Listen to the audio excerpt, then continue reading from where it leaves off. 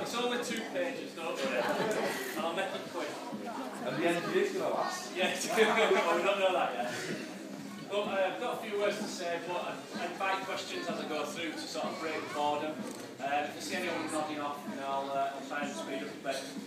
Good afternoon and thanks everyone for coming. My name's Rob Cowlin, I'm the owner and driver of the Ameon Racing Time Attack car. I'm going to give you a bit of a whistle-stop tour of where we've got to get to today.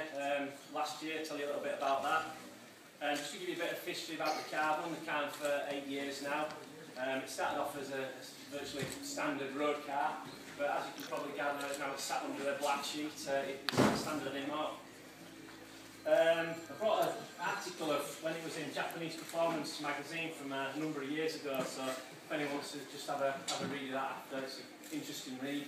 But I'm sort of quoted in here somewhere saying that I'm never going to race or track my car, so I went on somewhere there. So just to give you a bit of an idea of what happened to us in the 2011 season, safe to say it was fraught with highs and lows, probably a lot more lows than highs.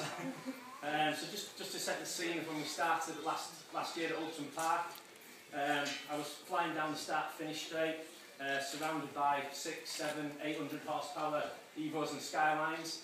The only problem was that I was sat in a 1992 Ford Escort. So as you can imagine, it didn't do very well that round. It worked.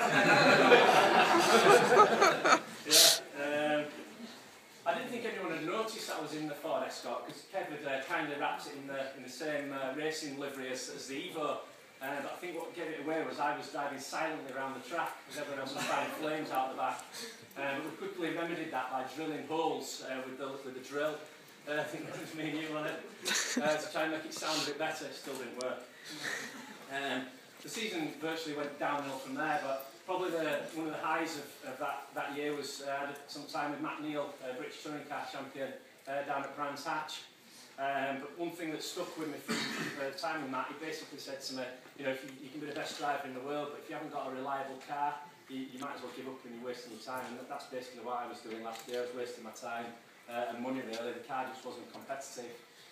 So we held a meeting over at TRL, and was that last June, July. Basically the brief was simple: to create a lightweight, reliable car. Now lightweight, it certainly is. Oh, sorry. First off, reliability. I don't know whether it's reliable yet, but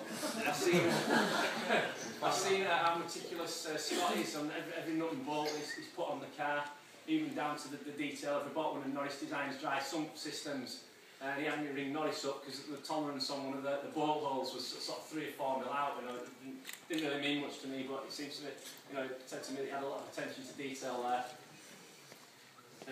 What am I up to now? I'm rambling on, aren't I? Yes.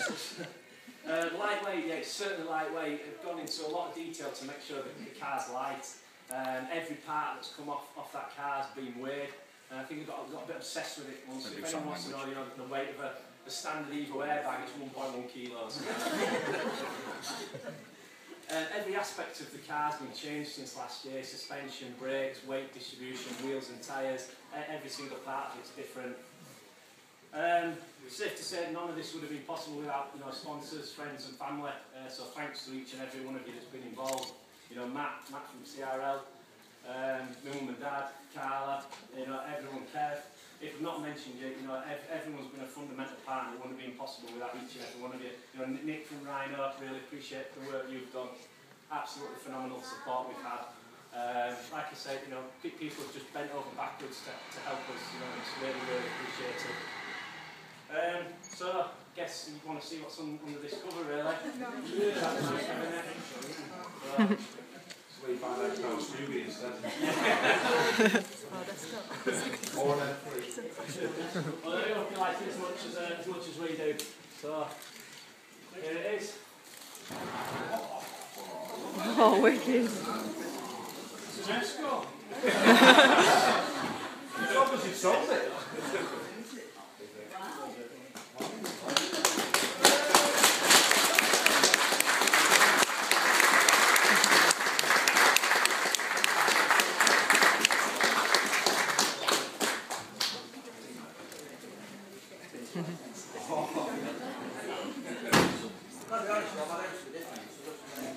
Say again, man.